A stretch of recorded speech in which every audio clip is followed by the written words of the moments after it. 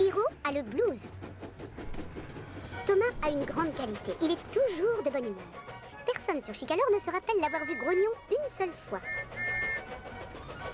Et ce qui lui fait le plus plaisir dans la vie, c'est de faire en sorte que ses amis soient aussi heureux que lui.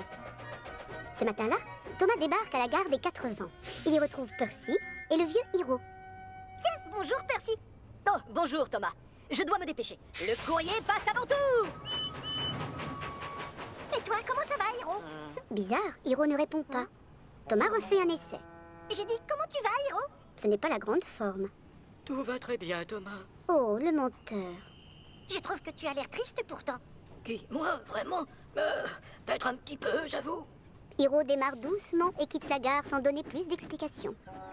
Un peu plus tard, Thomas et Charlie le recroisent au port de Brendam. Hiro a l'air tristounet aujourd'hui. Tu peux lui raconter une blague? Ça devrait lui remonter le moral. Avec plaisir. Excellente idée, les amis. Allez-y. Salut Hiro. Tu sais ce qui a 4 pattes et qui n'arrive pas à avancer? Hiro réfléchit quelques secondes. Désolé, mais je ne vois pas ce que c'est. Une table enfin. Les deux jeunes éclatent de rire, mais pas un début de sourire du côté de Hiro. Très amusant, Charlie. Et il s'en va, le moral toujours à zéro. Une heure plus tard, Thomas tombe sur Hiro devant le centre de recherche et de secours. Raconte-moi, pourquoi es-tu si triste? On va enfin savoir. Je le suis, c'est vrai. En fait, mon pays me manque. Tu te souviens de mon île? Elle est très loin de Chicalor. Une idée traverse alors la chaudière de Thomas. Tu ne devrais pas rester tout seul dans ton coin et c'est mauvais pour le moral de traîner.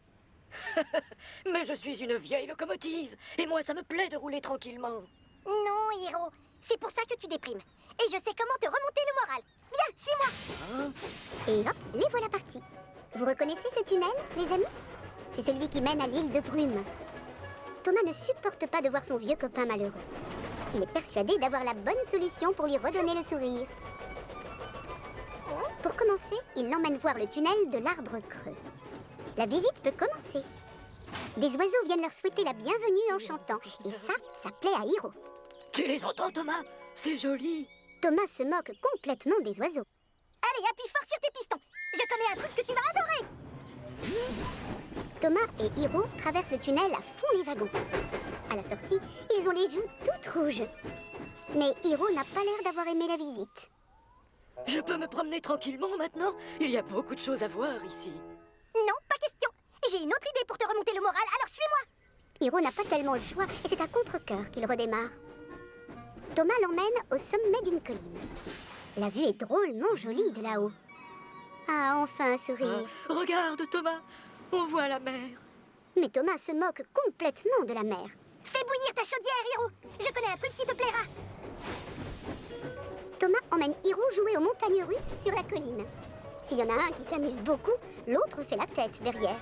En plus, à force de rouler vite, ils ont les pistons en compote. Ah, enfin ils s'arrêtent. Hiro n'a pas l'air d'avoir apprécié la balade. Je peux me promener tranquillement maintenant? Il y a beaucoup de choses à voir ici.